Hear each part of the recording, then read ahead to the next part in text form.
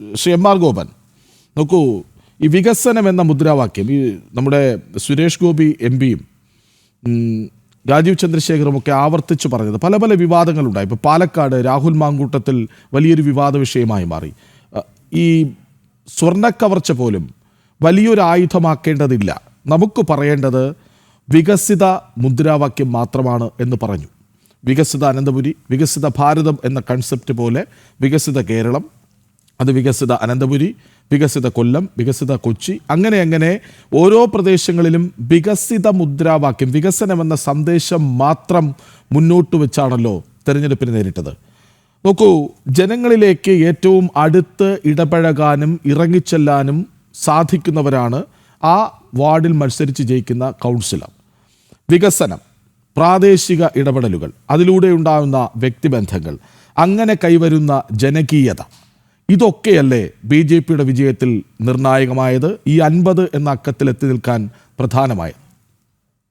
തീർച്ചയായിട്ടും അങ്ങനെ തന്നെയാണ്. വികസിത അനന്തപുരി എന്ന ഒരു ആപ്തവാക്യം ഞാൻ ആദ്യം തുടക്കത്തിലെ സൂചിപ്പിച്ചതുപോലെ ബഹുമാനിയായിട്ടുള്ള പാർട്ടിയുടെ സംസ്ഥാന അധ്യക്ഷൻ ശ്രീ രാജീവ് ചന്ദ്രശേഖർജി പ്രഖ്യാപിക്കുമ്പോൾ അത് തികഞ്ഞ കാഴ്ചപ്പാടോടുകൂടിയായിരുന്നു. തികഞ്ഞ കാഴ്ചപ്പാടെന്ന് പറയുമ്പോൾ ഇപ്പോൾ നടന്നിട്ടുള്ള, നമുക്ക് ഭാരതീയ ജനതാ പാർട്ടിക്ക് അനുകൂലമായിട്ട് വിധി എഴുതിയിട്ടുള്ള 50 വാർഡുകൾ മാത്രമല്ല, തിരുവനന്തപുരം നഗരത്തിൻ്റെ 100 വാർഡുകളിലും ഇന്ന് CPM എന്ന് പറയുന്ന പാർട്ടി 45 വർഷക്കാലം തിരുവനന്തപുരം നഗരസഭ ഭരിച്ചിട്ട് ലഭിക്കാത്തതായിട്ടുള്ള വികസനം കൊണ്ടുവരാനുള്ള പ്രാഥമികമായിട്ടുള്ള പ്രവർത്തനങ്ങൾ ആരംഭിച്ചു കഴിഞ്ഞു എന്നുള്ളതാണ്. അത് എന്തൊക്കെയാണ് ഒരു വാർഡിൽ അനിവാര്യമായിട്ട് വേണ്ടത്, അതിനെക്കുറിച്ച് സ്റ്റഡി ചെയ്യുവാൻ, അതിനെക്കുറിച്ച് പഠിക്കുവാൻ ഒക്കെ രാജീവ് ചന്ദ്രശേഖർ നേതൃത്വത്തിലുള്ള പാർട്ടി സംവിധാനം പ്രത്യേക തയ്യാറാക്കുന്ന ടീമിനെ വെച്ചുകൊണ്ട് പഠിക്കുവാൻ വാർഡിലെ കൗൺസിലർമാർ നേതൃത്വം കൊടുത്തുകൊണ്ട് ആ വാർഡിനകത്തെ എന്തൊക്കെ തരത്തിലുള്ള കാര്യങ്ങളാണ് വേണ്ടത് എന്ന് പഠിച്ച് റിപ്പോർട്ടാക്കി അത് പ്രാവർത്തികമാക്കുവാൻ നമ്മുടെ പ്രധാനമന്ത്രി പോലും തിരുവനന്തപുരത്ത് എത്തും എന്നുള്ളതാണ് ഞങ്ങൾ പ്രതീക്ഷിക്കുന്നത്. ആ നിലയ്ക്കുള്ള ഒരു വലിയ മാറ്റം അനന്തപുരിയിലെ ജനങ്ങൾക്ക് ഭാരതീയ ജനതാ പാർട്ടി കൊടുത്തിട്ടുള്ള വാക്ക് പൂർണ്ണമായിട്ടും അക്ഷരാർത്ഥത്തിൽ പാലിക്കുന്നതിന് വേണ്ടിയിട്ടാണ് ഞങ്ങൾ ആ വികസിത അനന്തപുരി എന്ന ആ ആപ്തവാക്യം, അതോടെ ആ സ്വപ്നം അനന്തപുരിയിലെ ജനങ്ങൾ ഭാരതീയ ജനതാ പാർട്ടിക്ക് ഒരു മാറ്റം, മാറാത്തത് ഇനി മാറും എന്ന രാജീവേട്ടൻ പ്രഖ്യാപിക്കപ്പെട്ട അതുപോലെ തന്നെ വികസിത അനന്തപുരിക്ക് ഏതൊക്കെ തരത്തിൽ, ഇപ്പോൾ മാലിന്യ കൂമ്പാരത്തിൽ വീണ് ഒരു മനുഷ്യജീവൻ നഷ്ടപ്പെട്ടു പോയിട്ടുള്ള അനന്തപുരം, ഡ്രെയിനേജ് സംവിധാനം ഇല്ലാത്ത അനന്തപുരം, കുടിവെള്ള സൗകര്യം, ഒരുപക്ഷെ പ്രധാനമന്ത്രി പ്രഖ്യാപിക്കപ്പെട്ട സൗജന്യമായിട്ടുള്ള കേന്ദ്രാവിഷ്കൃത പദ്ധതിയുടെ ഭാഗമായിട്ടുള്ള ആ പദ്ധതിയിൽ മാത്രം ഇന്ന് കുടിവെള്ളം ഓരോ വാർഡുകളിൽ അനന്തപുരത്ത് ഇന്ന് ജനങ്ങൾ സൗജന്യമായി കുടിവെള്ളം ലഭിച്ചിട്ടുണ്ട് എങ്കിൽ അമൃത് പദ്ധതിയുടെ ഭാഗമായിട്ടുള്ള ജൽജീവൻ പദ്ധതി, ഗ്രാമപഞ്ചായത്തിൽ ജൽജീവനും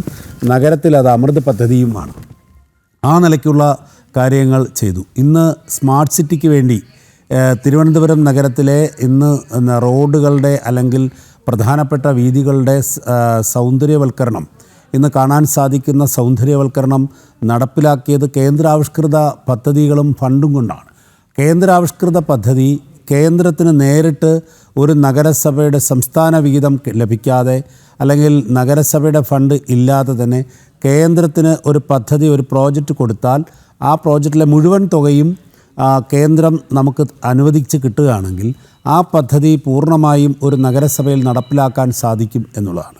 അപ്പോൾ ഡ്രെയിനേജിൻ്റെ കാര്യത്തിൽ നമുക്ക് കുറവുകളുണ്ട്. 32 വാർഡുകളിലാണ് ഡ്രെയിനേജ് സംവിധാനമുള്ളത്.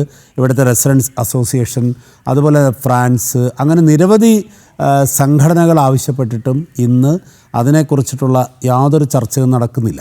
ഇത് നടപ്പിലാക്കിയെടുക്കാൻ ഭാരതീയ ജനതാ പാർട്ടിയുടെ 5 വർഷത്തെ ഭരണത്തിൽ നമുക്ക് നടപ്പിലാക്കിയെടുക്കാൻ സാധിക്കും എന്ന ശുഭപ്രതീക്ഷയാണ് നമുക്കിപ്പോൾ കിട്ടുന്നത്.